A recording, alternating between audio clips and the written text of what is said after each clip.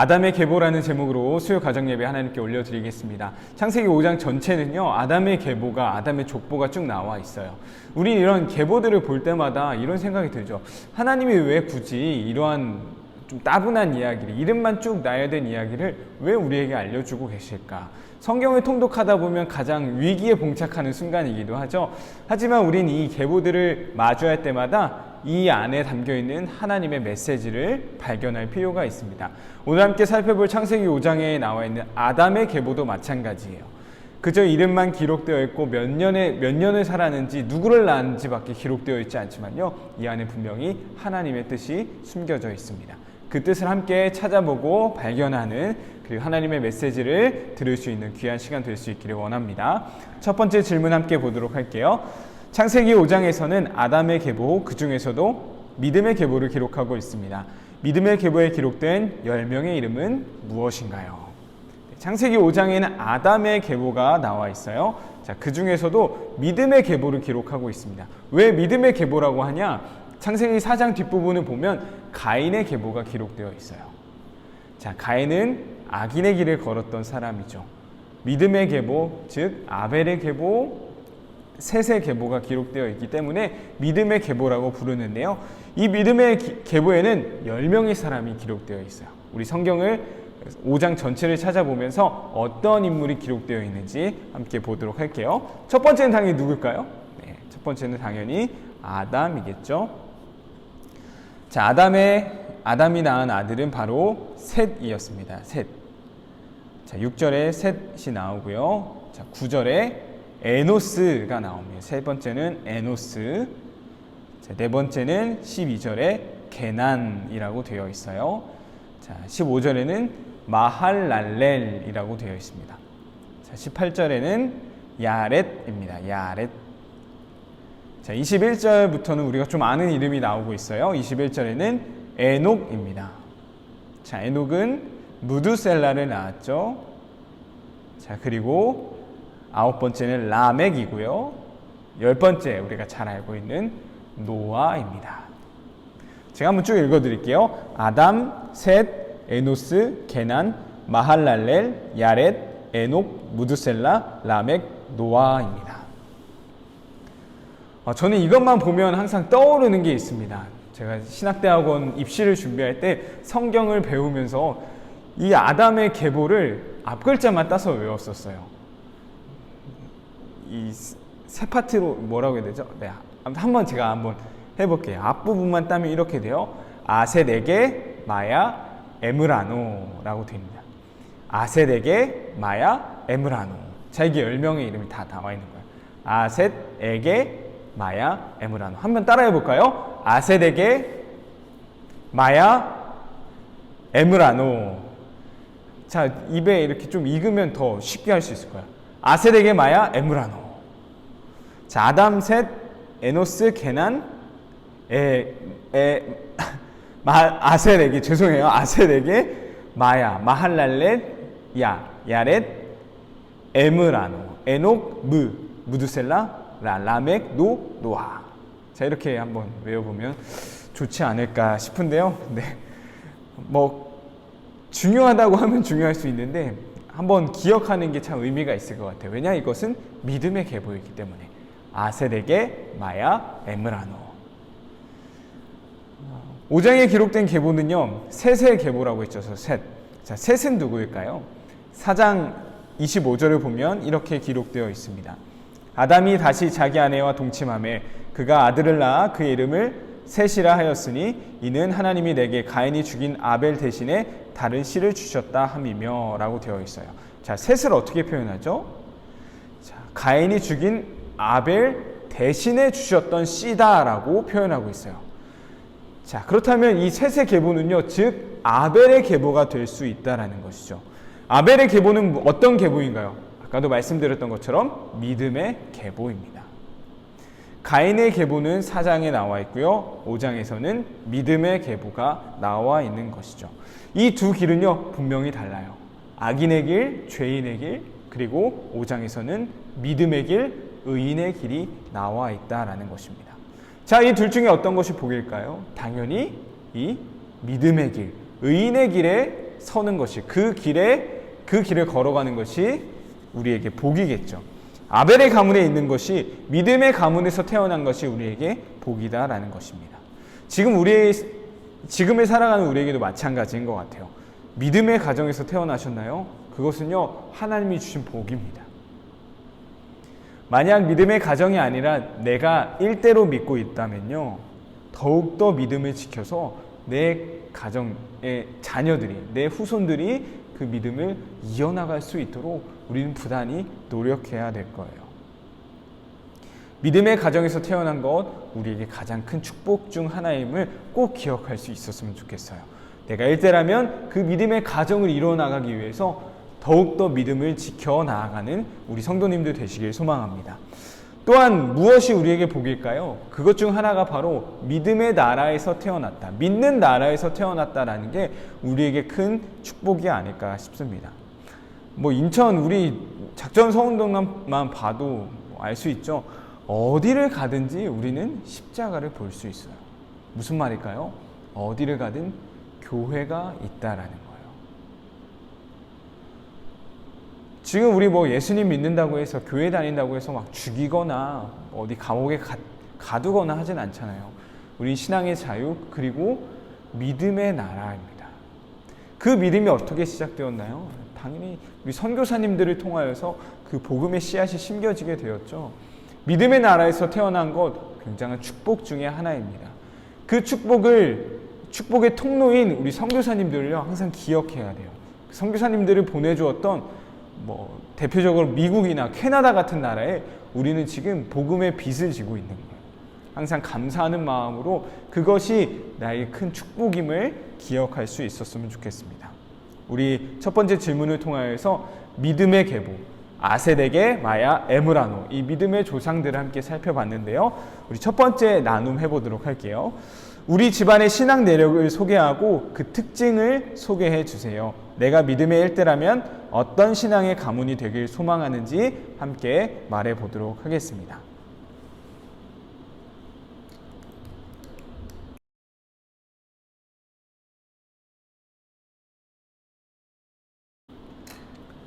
각 가정마다 신앙의 내력, 그 특징들을 함께 나누어 보았는데요. 저 같은 경우는 지금 5대째 신앙생활을 하고 있습니다. 5대째 믿음의 가문인데요. 거의 조선 땅에 처음 기독교가 들어왔을 때 거의 그 시절부터 믿으셨던 것이죠. 저희 믿음의 가정, 저희 가정의 믿음의 특징 중 하나는 정직이었습니다. 정직. 가장 크게는 저희 아버지를 통해서 저는 정직하게 신앙생활을 해야 된다라는 것, 그것을 배웠던 것 같고요. 좀 돌아본다면 저희 할아버지도 그러셨고, 지금 저희 아빠의 형제분들, 작은아버지들도 그렇게 신앙생활 또 목회를 감당하고 계신 것 같습니다. 각자마다 신앙의 그 특징들 그리고 강조하는 바들이 있으실 거예요. 그런 믿음의 훌륭한 우리 유산들을요, 잘 우리 후손들에게 물려줄 수 있는 믿음의 가정들이 되시길 소망합니다. 또한 아까 말씀드렸던 것처럼 내가 일대로 믿고 있다라고 한다면 정말 이 믿음을 더 소중하게 잘 지켜서 자녀들에게, 후손들에게 잘 물려줄 수 있는, 정말로 믿음의 가정으로 후손들이 세워질 수 있는 그런 은혜가 가득하시길 소망합니다. 우리 두 번째 질문입니다. 아담의 계보 가운데 이루어지고 있는 하나님의 말씀은 무엇인가요? 자, 5장이에요. 5장 이전에 하나님께서 하신 말씀들이 있었습니다. 그 말씀들 중에 아담의 계보를 통하여서 이런 하나님의 말씀이 이루어지고 있구나, 이런 것들이 몇 가지 드러나거든요. 그것은 무엇일까요? 두 가지로 볼 수 있습니다. 첫 번째는 죽음이고요. 두 번째는 번성입니다. 첫 번째는 죽음, 두 번째는 번성입니다. 창세기 2장 17절에 하나님께서 말씀하셨죠. 선악을 알게 하는 나무의 열매는 먹지 말라. 내가 먹는 날엔 반드시 죽으리라 말씀하셨습니다. 자, 그런데 그 열매 먹었나요? 안 먹었나요? 먹었죠. 그런데 그 자리에서 당장 죽진 않았습니다. 자, 그리고 나서 죽음에 대한 이야기가 등장하지 않다가 창세기 5장 아담의 계보에 와서 사람들이 죽었다라는 표현이 계속해서 반복해 사용되고 있어요. 자, 대표적으로 아담이 그렇겠죠. 5장 3절입니다. 아담은 130세에 자기의 모양 곧 자기의 형상과 같은 아들을 낳아 이름을 셋이라 하였고 아담은 셋을 낳은 후 800년을 지내며 자녀들을 낳았으며 그는 930세를 살고 죽었더라 라고 표현합니다. 자, 다른 자손들도 마찬가지죠. 에녹은 하늘로 올라갔고요. 다른 자손들도 마찬가지고 누구를 낳고 몇 살을 살고 죽었다라는 게 표현되고 있어요. 자, 무슨 말일까요? 하나님께서 하셨던 그 말씀이 지금 이루어지고 있다라는 거예요. 자, 두 번째 번성입니다. 하나님이 사람을 창조하시면서 사람에게 명령하셨던 게 있어요. 1장 28절입니다. 하나님이 그들에게 복을 주시며 하나님이 그들에게 이르시되 생육하고 번성하여 땅에 충만하라 라고 말씀하십니다. 자, 이 충만하라는 말씀이 5장에 와서 믿음의 후손들을 말하면서 그 후손이 또 자녀를 낳고 또 자녀를 낳았다라는 표현이 계속해서 반복하고 있는데요. 자, 이것을 통해 하나님께서 하신 말씀, 그 명령들이 이루어지고 있음을, 성취되어지고 있음을 우리는 알 수 있는 것이죠. 성경은요, 하나님의 말씀이에요. 하나님의 말씀은 결코 어떠한 부족함도 그리고 거짓된 것도 없습니다. 하나님의 말씀은요, 그 말씀대로 이루어진다라는 특징을 가지고 있어요. 하나님이 말씀하시고 그 말씀은 이루어집니다. 성경이 말하고 있는 것도 그거예요. 하나님이 말씀하셨고 그 말씀대로 이루어진다. 가장 중심이 되는 하나님의 말씀은 무엇이 있을까요? 그 중에 하나는 바로 구원이겠죠. 우리 저번 시간에도 성경은 인간의 죄와 그 인간을 구원하시는 하나님의 역사하심, 이것이 바로 구속의 역사, 성경의 중심 내용이라고 했었죠. 성경의 가장 중심이 되는 토픽은 바로 구원입니다. 구원. 그렇기 때문에 구원에 대해서 하나님이 많이 말씀하셨어요. 가장 먼저는 그 구원자가 태어날 것임을 미리 말씀하셨죠. 예언하셨습니다. 대표적으로는 이사야 7장 말씀, 9장 말씀, 그리고 미가 5장 말씀이 될 것 같아요. 그리고 예수님이 어떤 일을 하실 것인지, 그리고 죽으실 것, 그것을 말해주고 있는 대표적인 말씀으로는 스가랴 9장 말씀, 그리고 메시아 시편이라고 불리는 시편 22편 말씀이 될 수 있을 것입니다. 저는 이 가장 중심이 되는 구원의 메시지, 하나님의 말씀이 가장 잘 표현된 게 이사야 53장이지 않을까 싶습니다. 그 중에서도 3절부터 7절 말씀이 가장 자세히 정확하게 말해주고 있어요. 한번 성경을 찾아보셔서 이사야 53장을 읽어보시고요. 제가 3절부터 7절까지만 한번 읽어드리도록 하겠습니다. 그는 멸시를 받아 사람들에게 버림받았으며 강고를 많이 겪었으며 질고를 아는 자라. 마치 사람들이 그에게서 얼굴을 가리는 것 같이 멸시를 당하였고 우리도 그를 귀히 여기지 아니하였도다. 그는 실로 우리의 질고를 지고 우리의 슬픔을 당하였거늘 우리는 생각하기를 그는 징벌을 받아 하나님께 맞으며 고난을 당한다 하였노라. 그가 찔림은 우리의 허물 때문이요 그가 상함은 우리의 죄악 때문이라. 그가 징계를 받음으로 우리는 평화를 누리고 그가 채찍에 맞음으로 우리는 나음을 받았도다. 우리는 다 양 같아서 그릇 행하여 각기 제 길로 갔거늘 여호와께서는 우리 모두의 죄악을 그에게 담당시키셨도다. 그가 곤욕을 당하여 괴로울 때에도 그의 입을 열지 아니하였으며 마치 도수장으로 끌려가는 어린 양과 털 깎는 자 앞에서 잠잠한 양같이 그의 입을 열지 아니하였도다. 예수님이 태어나시기 수백 년 전에 있었던 이사야의 예언 말씀입니다. 하나님께서 이사야를 통해 말씀하셨어요. 자, 그 말씀대로 이 땅에 구원자 예수 그리스도께서 탄생하셨고요. 그분이 십자가에 못 박혀 죽으시고 부활하셔서 승천하셨습니다.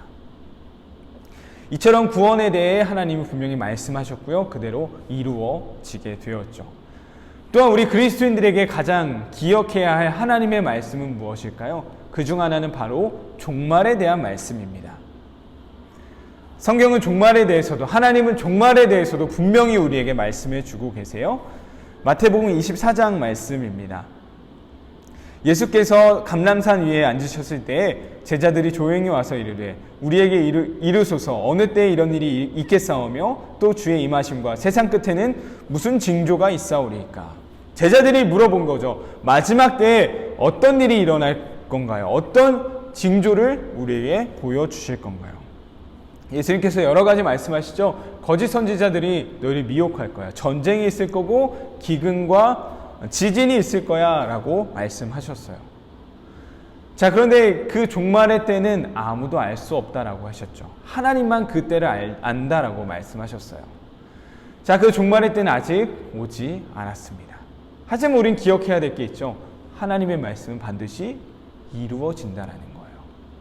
하나님이 종말이 있을 것이고 그 징조까지도 우리에게 말씀하셨어요. 그렇기 때문에 우리는 종말을 준비하며 대비하며 살아가야 하겠죠.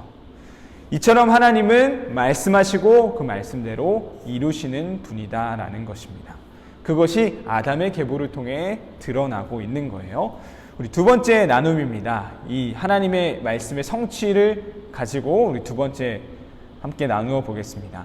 우리 가정 가운데 이루어지길 소망하는 기도 제목은 무엇인가요? 서로의 기도 동역자로 세워지길 바랍니다.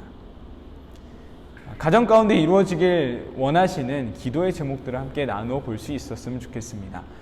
그 기도의 제목들을 가지고 서로를 위해 기도할 수 있는 기도의 동역자로 서로가 세워질 수 있기를 소망합니다. 함께 나눠볼까요?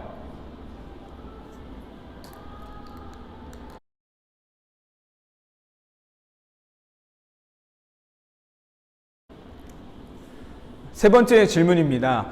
아담의 계보의 가장 큰 목적과 중요성은 아담의 계보로부터 이 사람의 계보까지를 연결시켜 주는 데에 있습니다.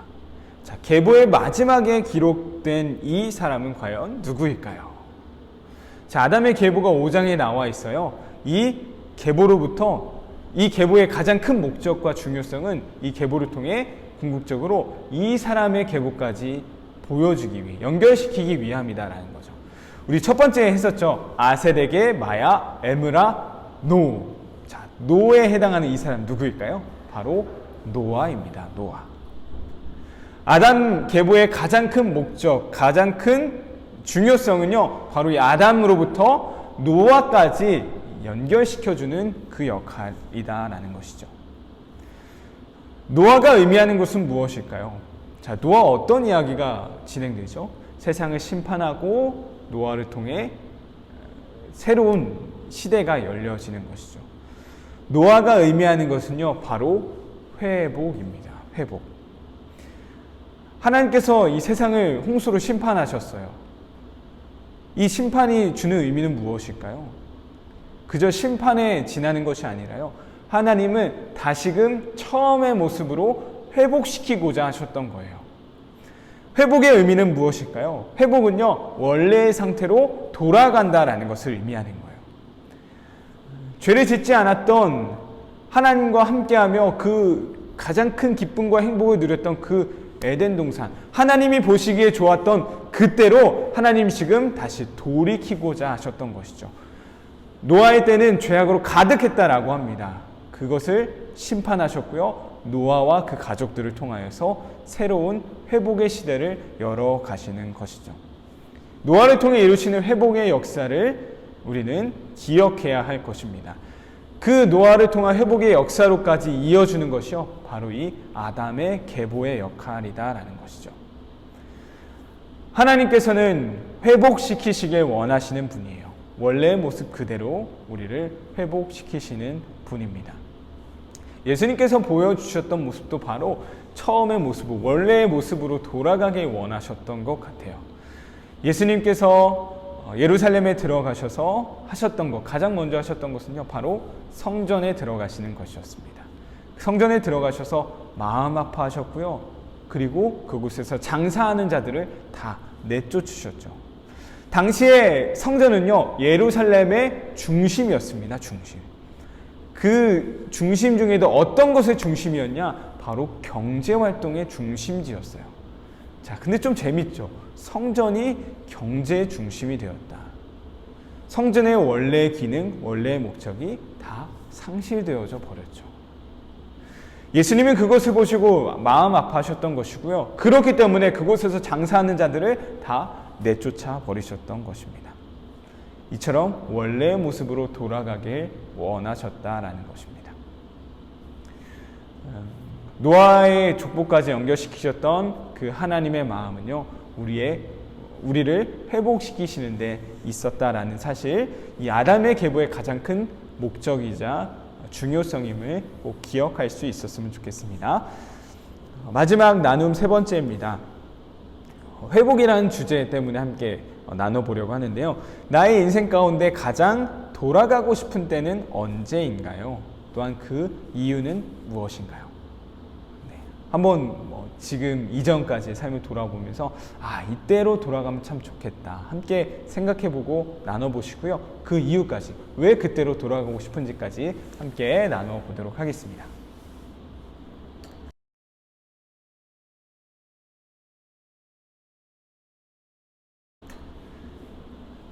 언제로 우리 성도님들은 가장 돌아가고 싶으신가요? 저 같은 경우는 아직 20대이기 때문에 돌아가고 싶다라고 딱히 생각이 들진 않더라고요. 그런데 이 말이 떠올랐습니다. 유재석 씨가 한 프로그램에서 했던 말인데요. 돌아가는 건 좋은데 내가 만약 그때 똑같은 생각, 똑같은 가치관이라면 그렇다면 돌아가고 싶지 않다라는 거였어요. 지금 갖고 있는 생각과 가치관이라면 그때로 돌아갔을 때 조금 더 나은 삶을 살 수 있을 것 같은데 그때 똑같이 돌아간다면 똑같은 실수를 반복할 것 같다라는 이유 때문이었습니다. 저도 좀 비슷할 것 같아요. 그때로 돌아간다. 근데 똑같은 생각, 똑같은 가치관이라면 크게 달라질 건 없을 것 같아요. 그래서 물론 지금이 너무 좋은 것도 있고요. 아직 인생을 덜 살아서 그러겠죠? 네, 잘 나눠보셨을 거라 생각하고요. 이 시간을 통하여서 하나님께서 보시기에 가장 좋았던 그 모습으로 우리를 회복시키시길 원하시는구나.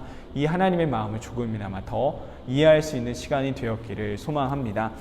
우리 아담의 계보를 통해 세 가지 살펴봤습니다. 첫 번째는 아담의 계보는 믿음의 계보였다라는 거예요. 자, 두 번째는 하나님의 말씀이 이 계보 가운데 성취되고 있음을 보여주셨죠. 죽음 그리고 번성, 이 두 가지였습니다.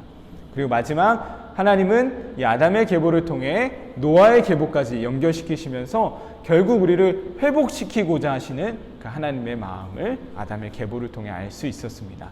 이 세 가지 기억하면서 아담의 계보 볼 때마다 그냥 사람들의 이름만 쭉 읽는 것이 아닌 이런 의미가 있었지, 이런 하나님의 메시지가 있었지 한 번 더 생각하고 그 은혜를 누릴 수 있는 우리 생명교회 성도님들 되시길 간절히 소망합니다.